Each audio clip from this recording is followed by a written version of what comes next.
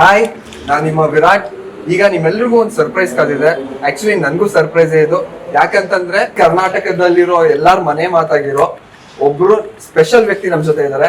ಅವರು ಆಕ್ಟರ್ ಕೂಡ ಹೌದು ಹಾಗೂ ಡೈರೆಕ್ಟರ್ ಕೂಡ ಹೌದು. ಅಂಡ್ ಇವತ್ತಿಗೆ ಚಿಕ್ಕವರಿಂದ ದೊಡ್ಡವರಿಗೂ ಎಕ್ಸ್ಪೆಕ್ಟೇಷನ್ ಕ್ರಿಯೇಟ್ ಮಾಡಿರೋ ನಮ್ಮೆಲ್ಲರ ಪ್ರೀತಿಯ ಇಂದಿನ ಭೀಮಾ ದುನಿಯಾ ವಿಜಯ್ ಸರ್ ನನ್ನ ಜೊತೆ ಇದ್ದಾರೆ. Thank you so much sir, ನಿಮ್ಮನ್ನ ಮೀಟ್ ಮಾಡೋದಕ್ಕೆ ಅವಕಾಶ ಮಾಡಿಕೊಟ್ಟಿದ್ದಕ್ಕೆ.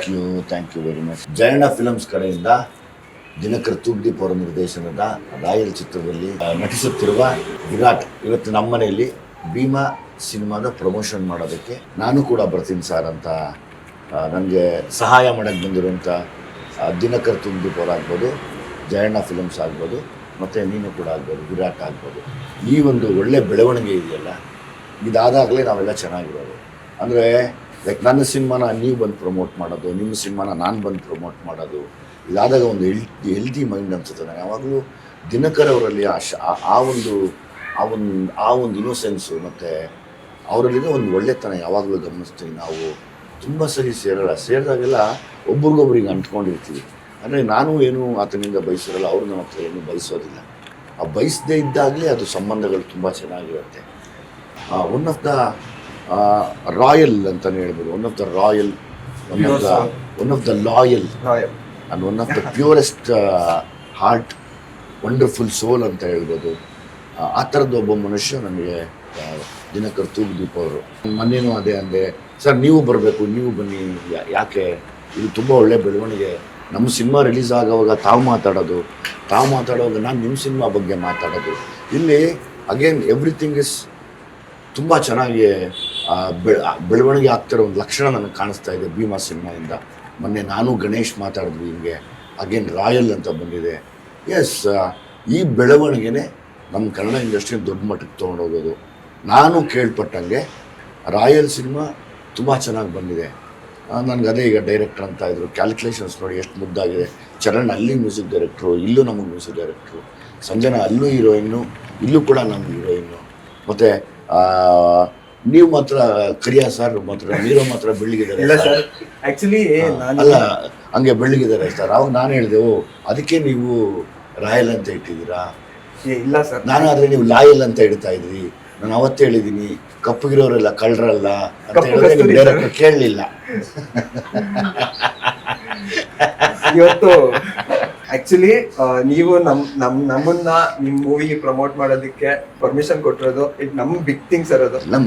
ಒಬ್ಬ ಜೂನಿಯರ್ ಆಗಿ ನಿಮ್ಮನ್ನ ನೋಡ್ತಾ ಲೈಕ್ ನಾವ್ ಇಂಡಸ್ಟ್ರಿಗೆ ಹೆಜ್ಜೆ ಮೇಲೆ ಹೆಜ್ಜೆ ಇಟ್ಕೊಂಡು ಬಂದಿದ್ದೀವಿ. ನೀವು ನಡೆದಿರೋ ಹಾದಿಲಿ ನಿಮ್ ಎಕ್ಸ್ಪೀರಿಯನ್ಸ್ ಗಳ ಮೂಲಕ ನಿಮ್ ಸಿನಿಮಾಗಳು ನೋಡ್ಕೊಂಡು ಬೆಳೆದಿದ್ದೀವಿ. ನೀವು ಆಕ್ಟರ್ ಇಂದ ಡೈರೆಕ್ಟರ್ ಆಗಿದ್ದು ಲೈಕ್ ಒಂದ್ ಬಿಗ್ ಜಂಪ್ ಸರ್. ಅಂದ್ರೆ ಸಲಾಗ ಬಂದಿದ್ದು, and coincidentally Salaga also Covid ಆದ್ಮೇಲೆ first cinema blockbuster hit. ಇವಾಗ ಸೇಮ್ ಸಿನಾರಿಯೋ ಮತ್ತೆ ಬಂದಿದೆ ಸರ್. 100% ಭೀಮಾ ಅದಕ್ಕಿಂತ ದೊಡ್ಡ ಬ್ಲಾಕ್ ಬಸ್ಟರ್ ಹಿಟ್ ಆಗಿದೆ ಸರ್. ಸೈಕ್ ಸಾಂಗ್ ಆಗಿರ್ಬೋದು ಅಂಡ್ ಕೌನ್ ರೇವನೆ ಸಾಂಗ್ ಆಗಿರ್ಬೋದು, ತುಂಬಾ ಹಿಟ್ ಆಗಿದೆ ಸರ್. Thank you. ನನಗೆ this is what again very big responsibility ಇದು. ನಾನು ಇದೇ ಜಯಣ್ಣಂಗೆ ಅಂದೆ, ಇದೇ ಮಾತಂದ್ರು, ರೀ ಜಯಣ್ಣ ಬಿಡ್ರಿ, ನಂದೇನೋ ಹೊಟ್ಟೆ ಪಾಡಿಗೆ ನಾನು ಸಿನಿಮಾ ಮಾಡ್ಕೊತೀನಿ, ಅದನ್ನ ಯಾಕ್ರಿ ತಂದೆಲ್ಲ ನನ್ನ ತಲೆ ಮೇಲೆ ಹಾಕ್ತಾ ಇದ್ದೀರಾ? ಕೋವಿಡ್ ಆದಾಗಲೂ ಹಿಂಗೆ ಆಯಿತು. ಈ ತಡ್ಕೊಳೋ ಶಕ್ತಿ ಇಲ್ಲ. ನಂದೇನೋ ಹೊಟ್ಟೆ ಪಾಡೋ ಏನೋ ಕೆಲಸ ಮಾಡ್ಕೋತೀನಿ ಹೋಗ್ತೀನಿ. ಈಗ ನೋಡಿ, ಈಗ ಇದು ತಂದ್ಬಿಟ್ಟು ಎಲ್ಲ ನೀನು ಬಾ ಅಪ್ಪಾಜಿ ನಾವೆಲ್ಲ ಬರ್ತೀವಿ ಅಂತ ಅವರು. ನಾವೆಲ್ಲ ಒಂದೇ ರಂಗಾನ ನಂಬ್ಕೊಂಡು ಅನ್ನ ತಿಂತಿರೋರು. ಯಾವ ಸಿನಿಮಾ ನನ್ನ ಸಿನಿಮಾನೇ ಅಂತಲ್ಲಪ್ಪ, ನಿನ್ನ ಸಿನಿಮಾ ಆದರೂ ಸರಿ, ಒಂದು ಬ್ಲಾಕ್ ಬಸ್ಟರ್ ಹಿಟ್ ಆಗಿ ಎಲ್ರಿಗೂ ಓಪನ್ ಆಗ್ತಿದ್ರೆ ಎಲ್ಲ ಕಲಾವಿದರಿಗೂ ಚೆನ್ನಾಗಿರುತ್ತೆ. ನೀವು ಇಂಡಸ್ಟ್ರಿಗೆ ಬಂದಾಗ ನಿಮಗೆ ಮರೆಯೋಕ್ಕಾಗದಿರೋ ಒಂದು ಅವಮಾನ ಆ್ಯಂಡ್ ಅಲ್ಲಿ ಇಲ್ಲಿ ನೆನಪಲ್ಲಿ ಇಟ್ಕೊಂಡಿರೋ ಒಂದು ಅನುಮಾನ ಎಲ್ಲರೂ ನಿಮ್ಮಲ್ಲಿ ಪಟ್ಟಿರೋದು, ಆ್ಯಂಡ್ ನಿಮ್ಮ ಜೊತೆಲೆ ನಡ್ಕೊಂಡು ಬಂದಿರೋ ಒಂದು ರಾಯಲ್ ಸನ್ಮಾನ, ಈ 3 ಇನ್ಸಿಡೆಂಟ್ ಹೇಳಿ ಸರ್. ಅದು ಪ್ರತಿದಿನ ನಮಗೆ ನಡೀತಾನೆ ಇರುತ್ತೆ, ಪ್ರತಿ ಕ್ಷಣ, ಪ್ರತಿ ಮರೆಯೋಕ್ಕಾಗದಿರೋದು ಸರ್. ಅಂದರೆ ಹಂಗೆ ಇಲ್ಲ, ಅದೆಲ್ಲ ಹಳೇದಾಗ್ಬಿಟ್ಟಿರುತ್ತೆ. ಸುಮಾರು ಇಂಟರ್ವ್ಯೂಗಳಲ್ಲಿ ಹೇಳಿದ್ದೀನಿ.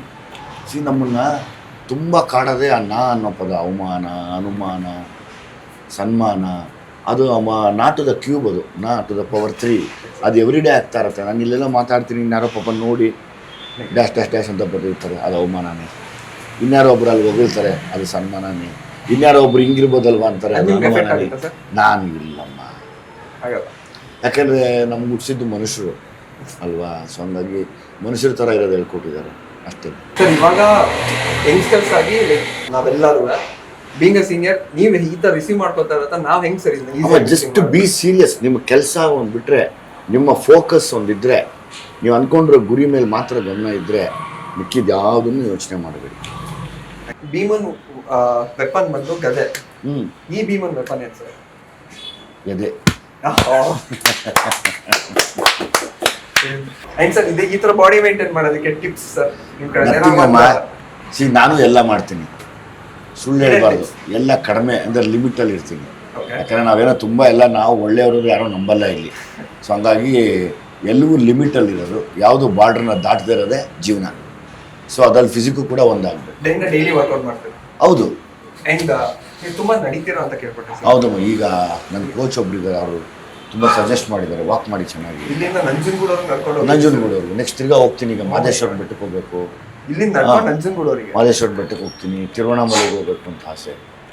ತಿರುವಣ್ಣಾಮಲೆಗೆ ಹೋಗ್ತೀನಿ. ಎಷ್ಟು ದಿನ ತಗೊಂಡು ಸರ್ ಇಲ್ಲಿ ನಂಜನಗೂಡು ಹೋದಾಗ 4.5 days 5 days ಆಯಿತು. ಅಂದ್ರೆ 100% ನಂಜುಂಡೇಶ್ವರ ಸ್ವಾಮಿ ನಿಮ್ ಬೆನ್ನೆಲುಬಾಗಿದೆ ಸರ್. ಪಕ್ಕ ಇಟ್ಟು ಸರ್ ಇದು. ನಿಮ್ ಜೀವನದಲ್ಲಿ ಎರಡನ್ನ ನೀವು ಟಾಪ್ ಪ್ಲೇಸ್ ಅಲ್ಲಿ ಕೊಟ್ಟಿದ್ದೀರಾ ಸರ್. ಅಂದ್ರೆ ನಿಮ್ ಟಾಪ್ ಪ್ಲೇಸ್ ಅಲ್ಲ, ಅಂದ್ರೆ ಫಸ್ಟ್ ಸರ್ ಪ್ರಿಫರೆನ್ಸ್. ನಾನು ತಮಾಷೆ ಮಾಡ್ತಾ ಇದ್ದೇನೆ. ಆ ಎರಡು ಪ್ಲೇಸ್ ಯಾವುದು? ಐ ಡೋಂಟ್ ನೋ, ನನಗೆ ಗೊತ್ತಿಲ್ಲಮ್ಮ, ನೀನು ಹೇಳ್ಬೇಕು. ನಮಗ್ ಗೊತ್ತು, ನಿಮ್ಮ ಅಮ್ಮ ಮತ್ತೆ ನಿಮ್ಮ ಅಭಿಮಾನಿ. ಸೊ ಇಲ್ಲಿ ನೋಡಿ, ಹೌದೌದು ಎಷ್ಟು ಚೆನ್ನಾಗಿ ಅಭಿಮಾನಿಗಳಿಗೋಸ್ಕರ ಲೈಕ್ ಅವ್ರ ಅಮ್ಮ ಪ್ರತಿಯೊಬ್ರು ಮಕ್ಕಳನ್ನ ಚೆನ್ನಾಗಿ ರಾಯಲ್ ಆಗಿ ನೋಡ್ಕೋಬೇಕು, ಚೆನ್ನಾಗಿ ನೋಡ್ಕೋಬೇಕು ಅಂತ ಅಪ್ಪ ಅಮ್ಮನ ಇಷ್ಟಪಡ್ತಾರೆ. ಬಟ್ ನಾವ್ ತುಂಬಾ ನೋಡಿದೀವಿ ಸರ್, ನೀವು ನಿಮ್ಮ ಅಪ್ಪ ಅಮ್ಮನಿಗೆ ಅವ್ರು ಇರೋ ಕೊನೆವರೆಗೂ ತುಂಬಾ ಪ್ರೀತಿಯಿಂದ ರಾಯಲ್ ಆಗಿ ಅವ್ರು ಅಂದ್ರೆ ತುಂಬಾ ಚೆನ್ನಾಗಿ ನೋಡ್ಕೊಂಡಿವಿ sir. So it's such a big inspiration. So ಈಗಿನ ಜನರೇಷನ್ ಕೂಡ ನೀನು ಕೇಳ್ದಂಗೆ ಯಂಗ್ಸ್ಟರ್ಸ್ಗೆ ನಾವು ಏನೋ ಅಚೀವ್ ಮಾಡಬೇಕು ಅಂದ್ಕೊಂಡಿದ್ದೀವಿ. ಏನು ಸೀಕ್ರೆಟ್ ಅಂದರೆ ಅಪ್ಪ ಅಮ್ಮನ ನೋಡ್ಕೊಳ್ಳೋದು ಒಂದು ಸೀಕ್ರೆಟ್. ಚೆನ್ನಾಗಿ ನೋಡ್ಕೋಬೇಕು ಅವ್ರನ್ನ.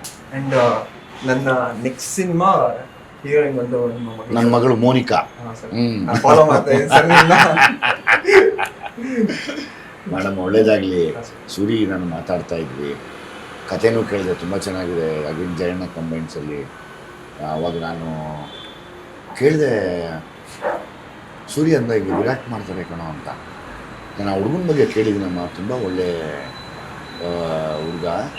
ಸೊ ಲೈಕ್ ಪ್ರಿವಿಲೇಜ್ ಅಂತ ನಿಮ್ಮ ಜೊತೆ ಮಾತಾಡೋದಕ್ಕೆ, ನಿಮ್ಮ ಎಕ್ಸ್ಪೀರಿಯನ್ಸ್ ಶೇರ್ ಮಾಡ್ಕೊತಾ ಇದ್ರು. ಆ್ಯಂಡ್ ನೀವು ಸೂರಿ ಸರ್ ಜೊತೆ ನೀವು ಡೆಬ್ಯೂ ಮಾಡಿರೋದು ಸೂರಿ ಸರ್ ಜೊತೆ first movie. Suri this Dinakar and all not A easy things. ಅಂದರೆ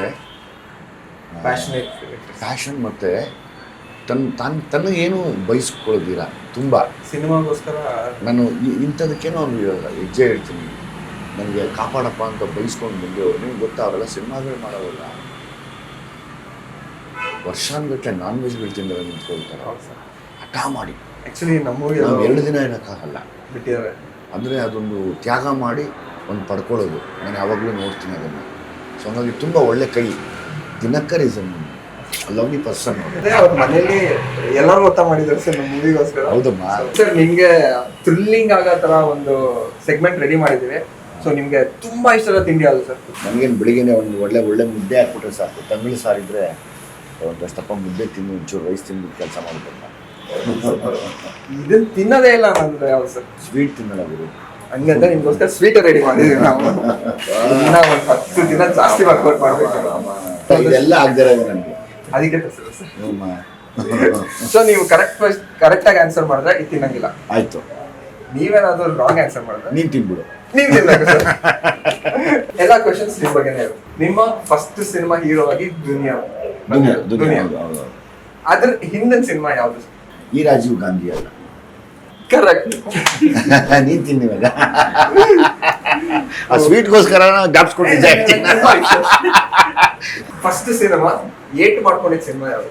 ಕಿಟ್ಟಿ ಜೊತೆ ಒಂದು ಪಿಕ್ಚರ್ ಮಾಡಿ ಅಲ್ಲಿ ಅವಾಗ ಮಂಡಿ ಮತ್ತೆ ಮೂಗು ಎರಡು ಹೊಡ್ಕೊಂಡು ಸಿಕ್ಕಾಪಟ್ಟೆ ಬ್ಲೀಡ್ ಆಗ್ಬಿಟ್ಟಿತ್ತು. ಗುಣ. ಕರೆಕ್ಟ್, ಗುಣ. ಸೊ ಇವಾಗ ಸ್ವೀಟ್ ತಿನ್ನಿ ಸರ್. ಇಲ್ಲ, ಗುಣ ಅಲ್ಲ ಅದು. ಗಿರಿ.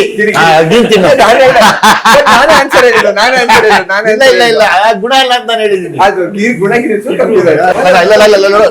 ಸ್ವಲ್ಪ ತಿಂತಿದ್ಕಲ್ಲ. ಎಷ್ಟು ಗೊತ್ತಾ ಸರ್, ಪ್ರೇಕ್ಷಕರೆಲ್ಲ ಅಯ್ಯೋ ನನ್ಗಾಗಲ್ಲಪ್ಪ. ನಾನು ಸ್ವೀಟು ಅದೇ ನಮ್ಮ ಚಿಕ್ಕ ವಯಸ್ಸಿಂದನೂ ಅಷ್ಟೇ ನೋಡಿದ್ರ ಡೈರೆಕ್ಟ್ ಮಾಡ್ತಾರೆ. ರಾಯಲ್ ಸಿನಿಮಾಗೆ ತುಂಬ ಒಳ್ಳೆಯದಾಗಿದೆ. ವಿಗಾತ್ ಸಿನಿಮಾದ ಮ್ಯೂಸಿಕ್ ಡೈರೆಕ್ಟರ್ ಅರ್ಜುನ್ ಜನ್ಯ ಮಾಡಿರೋ ಹಾಂ ಸಾಂಗ್ಸ್ ಹಾಂ ಎಷ್ಟು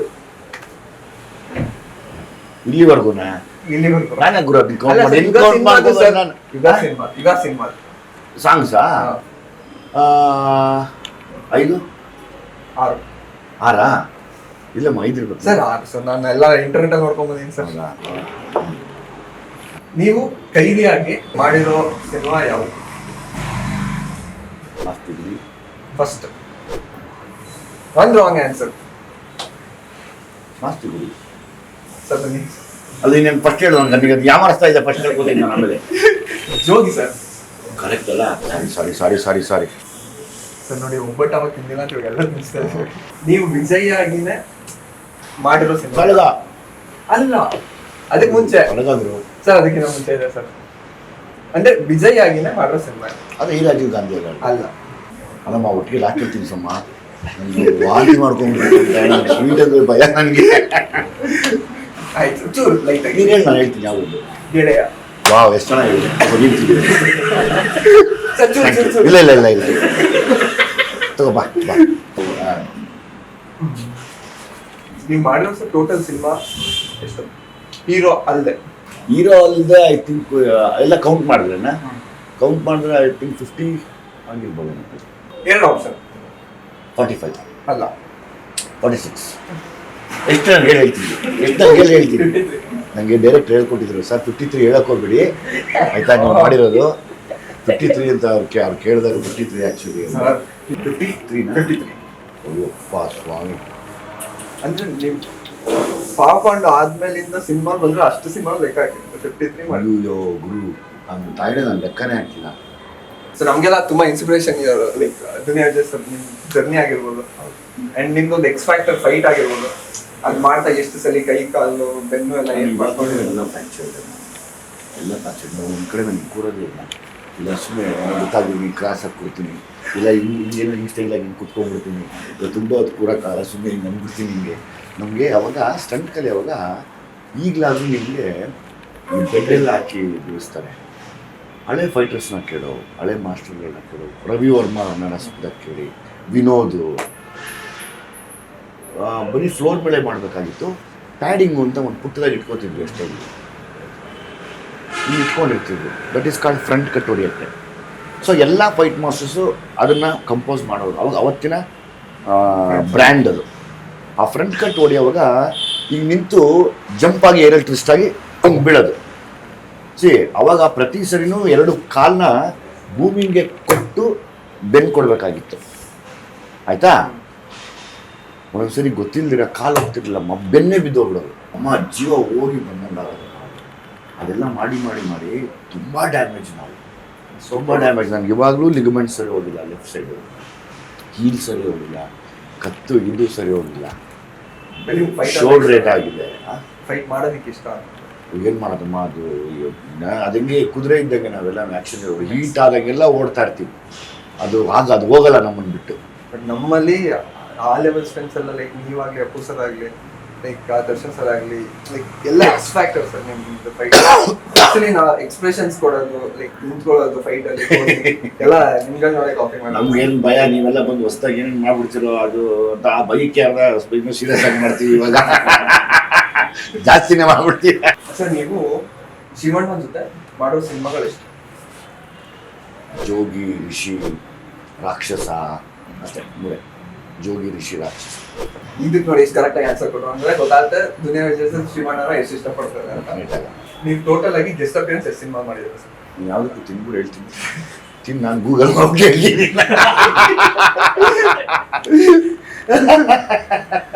okay sir, but answer 7 cinema. Okay, ನಮ್ಮ ರಾಯಲ್ ಟೀಮ್ ಇಂದ ಭೀಮಾ ಸಿನಿಮಾಗೆ all the very best. And August 9th release ಆಗ್ತಾ ಇದೆ. ಎಲ್ಲರೂ ಇಡೀ ಕರ್ನಾಟಕದ ಜನ ಸಿನಿಮಾನ ಪ್ರೋತ್ಸಾಹ ಮಾಡಿ ದೊಡ್ಡ ಸಕ್ಸಸ್ ಆಗಬೇಕು. ನಮ್ಮ ಇಂಡಸ್ಟ್ರಿಗೆ ತುಂಬಾ ಅವಶ್ಯಕತೆ ಇದೆ ಈಗ ಸಕ್ಸಸ್. ಭೀಮಾ ಆಗಿದ್ದ ಕೂಡಲೇ ರಾಯಲ್ ಅಂತ ಒಂದು ಸಿನಿಮಾ ಬರ್ತಿದೆ. ದಯಮಾಡಿ ಎಲ್ಲ ಬಂದು ಹೊಸಬರಿಗೆ ಪ್ರೋತ್ಸಾಹ ನೀಡಿ. ಇಲ್ಲಿ ಹೊಸಬರು ಅನ್ನೋಕ್ಕಿಂತ ಹೆಚ್ಚಾಗಿ ನಮ್ಮ ನಿರ್ದೇಶಕರು, ನಿಮಗೆಲ್ಲ ಗೊತ್ತಿರೋಂಗೆ ತುಂಬ ಟ್ಯಾಲೆಂಟೆಡು, ಆಮೇಲೆ ಒಳ್ಳೆ ಸಿನಿಮಾನ ಕೊಡೋಂಥ ಗ್ಯಾರಂಟಿ ಪರ್ಸನ್. ಯಾವಾಗಲೂ ಅದೊಂದು ಮುಖ್ಯ ಆಗುತ್ತೆ. ಡೈರೆಕ್ಟ್ರು ಅಂದರೆ ಏನು ಅವರು ಅಂದರೆ ಗ್ಯಾರಂಟಿ ಪರ್ಸನ್, 100% ಹಿಟ್ ಕೊಡ್ತಾರೆ ಅನ್ನೋದು. ಮತ್ತು ಆ್ಯಸ್ ಇಟ್ ಈಸ್ ವಿರಾಟ್ ಇದ್ದಾರೆ, ಈಗಾಗಲೇ 2-3 ಸಿನಿಮಾ ಮಾಡಿರೋದು. ಅದನ್ನೆಲ್ಲ ಮೀರಿ ಇಡೀ ಕರ್ನಾಟಕ ಜನತೆ ಇವತ್ತೇನು ನಮಗೆ ಭೀಮಾಗೆ ಏನು ರೆಸ್ಪಾನ್ಸ್ ತೋರಿಸ್ತಿದ್ದೀರಾ, ಹಾಗೆ ಇದೇ ಸಿನಿಮಾ ಕೂಡ ರೆಸ್ಪಾನ್ಸ್ ತೋರಿಸಿ ನಮ್ಮ ಇಡೀ ಕನ್ನಡ ಸಿನಿಮಾನ ತಮ್ಮ ಹೆಗಲ ಮೇಲೆ ಹಾಕ್ತೀವಿ. ದಯಮಾಡಿ ಅದನ್ನು ಕೈ ಹಿಡಿದು ನಡೆಸ್ಕೊಂಡು ಹೋಗ್ಬೇಕು ಅಂತ ನಾವೆಲ್ಲ ಕೇಳ್ಕೊತೀವಿ. ಅಟ್ ದ ಸೇಮ್ ಟೈಮ್ ನಮ್ಮ ಸಪೋರ್ಟ್ ರಾಯಲ್ಗೆ ಯಾವತ್ತೂ ಇದೆ, ಅದು ರಾಯಲ್ ಆಗೇ ಇರುತ್ತೆ. August 9 ಭೀಮಾ ಬರ್ತದೆ, ಮಿಸ್ ಮಾಡಿದೆ ನಾವು. SS TV ಸಿನಿಮಾ ಜಗತ್ತಿನ ಕ್ಷಣ ಕ್ಷಣದ ಸುದ್ದಿಯೊಂದಿಗೆ.